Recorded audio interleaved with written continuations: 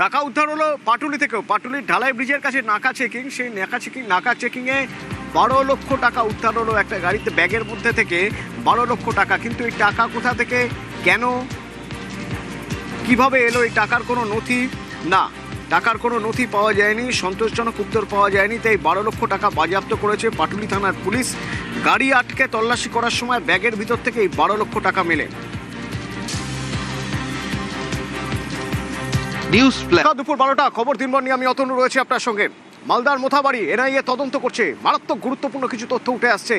চাঞ্চল্যকর তথ্য বলতে ঠিক যা বোঝায় ঠিক সেরকম। নাম উঠে আসছে গোলাম রাব্বানি। কে এই গোলাম রাব্বানি? আইএসএফ নেতা গোলাম রাব্বানি এনআইএ হেফাজতে রয়েছেন এখন। তো এই গোলাম রাব্বানির ভূমিকা কী ছিল? সেদিনের সেই বিচারকদের ঘেরাওয়ের সময় বিএলওরা সেখানে, তো এই বিএলওদের দিয়েই ঘেরাও করতে হবে। এই প্ল্যান কার, কিভাবে এই প্ল্যান হয়েছিল, কোথায় হয়েছিল মিটিং, কাদের নিয়ে মিটিং হয়েছিল, সেদিনের সেই ঘটনা প্ল্যান। সেদিন বিচারকদের ঘেরাওয়ের জন্য বিএলওদের আনা হয়েছিল। কেন বিএলওদের আনা হয়েছিল? বিএলওদের ভূমিকা ঠিক কী ছিল? তাদের কাছে কি মেসেজ পাঠানো হয়েছিল? সরাসরি অমিত রয়েছেন আমার সঙ্গে। অমিত,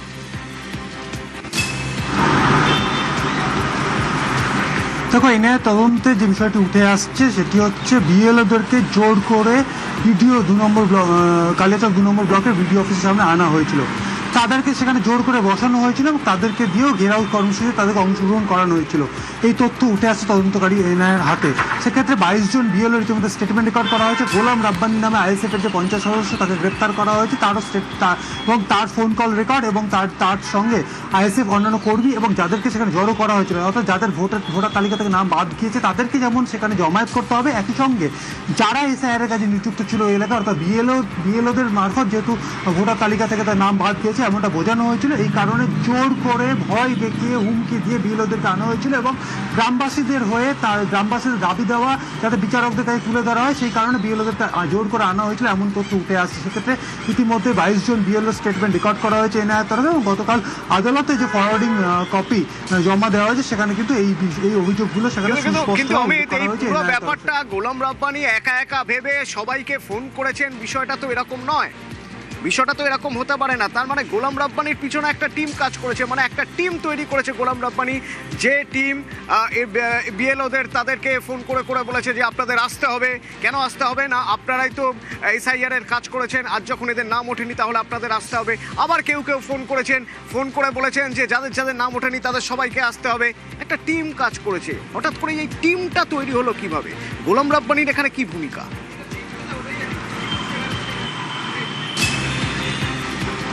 দেখো, গোলাম রাব্বানি এবং আমরা দেখেছিলাম যে এর আগে একজন আইএসএফের প্রার্থী তিনিও গ্রেপ্তার হয়েছেন এবং একই সঙ্গে বিভিন্ন রাজনৈতিক দল, স্থানীয় স্তরে বিভিন্ন রাজনৈতিক দল যাদের নাম বাদ চলে গিয়েছে তাদেরকে একত্রিত করার কাজ শুরু করেছিল বেশ কয়েকদিন ধরেই।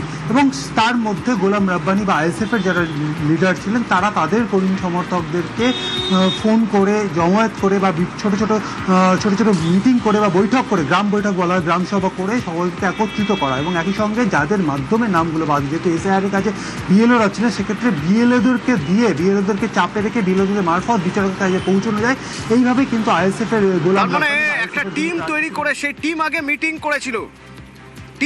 করেছিল এবং এনআইএ তদন্তকারীরা জানতে পারছেন যে যেদিন এই ঘটনা ঘটে মালদার মোথাবাড়িতে 7 জন বিচারককে আটকে রাখা হয়, তার আগের দিন রাতে একটা মিটিং হয়। সেই মিটিংয়ে সিদ্ধান্ত হয় কার কি কাজ, কিভাবে কাকের কোথা থেকে কিভাবে আনতে হবে। কিন্তু এই পুরোটাই এখনো পর্যন্ত শুধু কি গোলাম রাব্বানি না, নাম আরও আসছে। যে নাম উঠে আসছে তা হলো কংগ্রেস প্রার্থী শায়েম চৌধুরী। এই অশান্তির নেতৃত্বে কেন মনে করছেন তদন্তকারীরা? শায়েম চৌধুরীর কি ভূমিকা ছিল সেদিন? অমিত,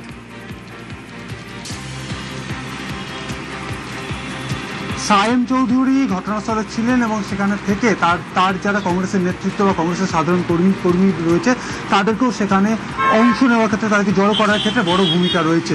রবিবার দিন সায়েমকে দীর্ঘ 4.5 থেকে 5 ঘন্টা জিজ্ঞাসাবাদ করা হয়েছে এনআইএর তরফে। এছাড়া শনিবার রাতেই একজন কংগ্রেস কর্মী আর একজন ছাত্র পরিষদের কর্মী, তাদেরকে ইতিমধ্যে এনআইএ গ্রেপ্তার করেছে। তারা এই মুহূর্তে এনআইএ হেফাজতে, যারা মূলত মোথাবাড়ি, সুজাপুর মোড় বা কালিয়াচক 2 নম্বর ব্লকের যে ভিডিও অফিস, এই সংলগ্ন এলাকায় যে জমায়েত হয়েছিল, জুডিশিয়াল অফিসারদেরকে ঘেরাও করা হয়েছিল, সেটাও কিন্তু এই কংগ্রেসেরও একটা কিন্তু ভূমিকা রয়েছে। সেক্ষেত্রে এনআইএ তরফে যেটা দাবি করা হচ্ছে, স্থানীয় স্তরে যে সমস্ত রাজনৈতিক দল সেখানে রয়েছে, তারা এই বিক্ষোভ বা গ্রামবাসীদের ক্ষোভকে কাজে লাগিয়ে তারা একটা অ্যাজিটেশন করার চেষ্টা বা বিক্ষোভ জমায়েতের একটা পরিকল্পনা কিন্তু তৈরি করতে শুরু করেছিল। সেই জায়গাতে কংগ্রেসের সায়েম চৌধুরী, যিনি হচ্ছে কংগ্রেস প্রার্থীও ওই এলাকার, তিনিও কিন্তু এবং এনআইএ যে রিপোর্ট দিচ্ছে, অমিত ধন্যবাদ, এনআইএ যে রিপোর্ট দিচ্ছে সেই রিপোর্টে বলা হচ্ছে যে নেতৃত্বে কংগ্রেস প্রার্থী সায়েম চৌধুরী এবং কর্মী সমর্থকদের জড়ো হওয়ার নির্দেশ দেওয়া হয়েছিল এবং তার সঙ্গে কাজ করেছিল কারা? গোলাম রব্বানি, যে গোলাম রব্বানি ইতিমধ্যেই এনআইএর হাতে গ্রেপ্তার। গোলাম রব্বানির সঙ্গে এখনো পর্যন্ত আরও 2 জন, অর্থাৎ সব মিলিয়ে 3 জন এনআইএর হাতে বা এনআইএ হেফাজতে রয়েছে। এই 3 জনকে মোথাবাড়ি অশান্তিতে গ্রেপ্তার করা হয়েছে। তাদের মধ্যে একজন গোলাম রব্বানি, কংগ্রেস কর্মী শাহাদাত হোসেন, অর্থাৎ গ্রাম পঞ্চায়েত সদস্য আইএসএফ এর গোলাম রব্বানি, কংগ্রেস কর্মী শাহাদাত হোসেন এবং ছাত্র পরিষদ সদস্য আসিফ শেখ, এই 3 জন এনআইএ হেফাজতে।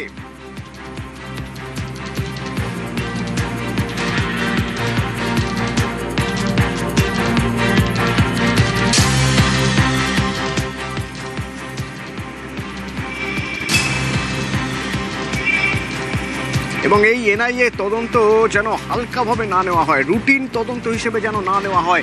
সুপ্রিম কোর্ট বলছে এখানে গভীর ষড়যন্ত্র হয়েছে, তাই তদন্ত গভীরে গিয়ে করতে হবে। গভীরে গিয়ে, একদম রুটিন তদন্ত যেরকম হয় এনআইএ সেরকম নয়, গভীরে গিয়ে তদন্ত করতে হবে, জানতে হবে মাস্টার মাইন্ড কারা, কি ঘটেছিল সেদিন, কাদের অঙ্গুলি হেলনে ঘটেছিল, যারা গ্রেপ্তার তাদের রাজনৈতিক পরিচয় কি। এনআইএকে রাজনৈতিক পরিচয় জানার নির্দেশ দিয়েছে সুপ্রিম কোর্ট এবং নির্বাচনের শেষ পর্যন্ত যেন বিচারকদের নিরাপত্তা সুনিশ্চিত হয় সেই নির্দেশও দিয়েছে সুপ্রিম কোর্ট।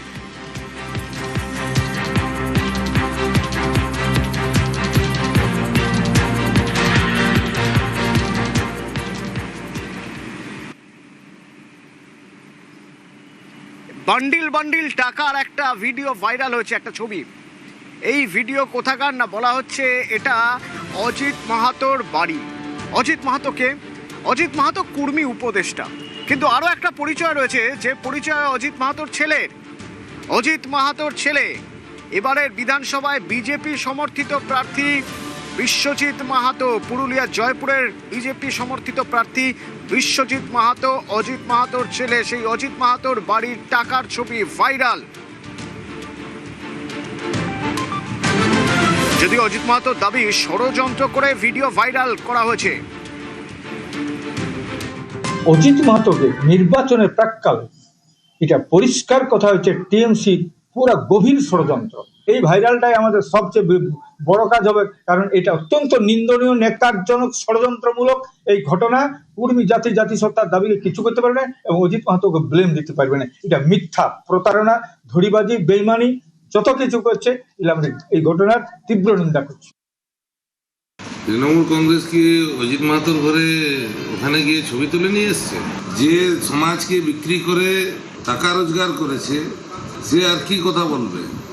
সেই অর্থ এখন এই যে ভাইরাল হয়েছে, এই নির্বাচনে তার প্রতিফলন ঘটবে, মানুষ বুঝবে যে কাকে অন্ধবিশ্বাস করে এতদিন পর্যন্ত আমরা আন্দোলন করেছি।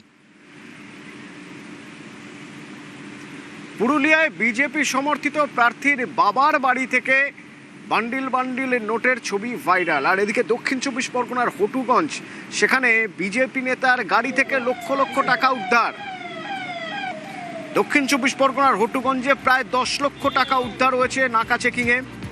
বিজেপি নেতা টাকার নথি দেখাতে পারেননি, অর্থাৎ কোথা থেকে কিভাবে এই টাকা তার কাছে তিনি দেখাতে পারেননি। 2 জন বিজেপি নেতা এবং গাড়ির চালক আটক। টাকা ছিল একটু, তাই। কত টাকা ছিল? যতটুকু টাকা না আসলে পরে ধরে ততটুকু, তার বেশি ছিল, তাই টাকা ছিল তার জন্য। হ্যাঁ, ছেড়ে দিয়েছি। টাকা দিয়েছি না, ওদের যা প্রসিডিংস আছে করে আমরা টাকাটা পাবো। টাকা আমার বাড়িতে যাচ্ছিল। কোথা থেকে আসছিল টাকা? কুলপি থেকে। কুলপি থেকে নিয়ে আসছিল। আপনার ড্রাইভার বলছে মন্দিরবাজার থেকে, আর আপনি বলছেন কুলপি থেকে। সেটা ড্রাইভার বলতে পারবে, আমি তো বলতে পারবো না।